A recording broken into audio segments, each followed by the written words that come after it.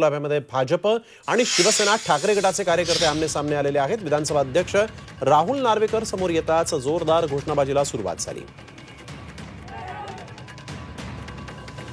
ठाकरे गटाने यावेळेस विधानसभा अध्यक्षांच्या विरोधात जोरदार घोषणाबाजी केली असं बोललं जात आहे।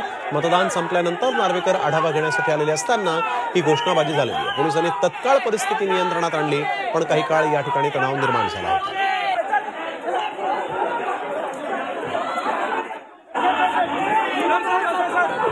गुलाब्यामध्ये भाजप आणि ठाकरे गटाचे कार्यकर्ते आमने-सामने आलेले आहेत। राहुल नार्वेकरांना पाहताच ठाकरे गटाचे कार्यकर्ते संतप्त झाले आणि त्यांनी जोरदार घोषणाबाजीला सुरुवात केली।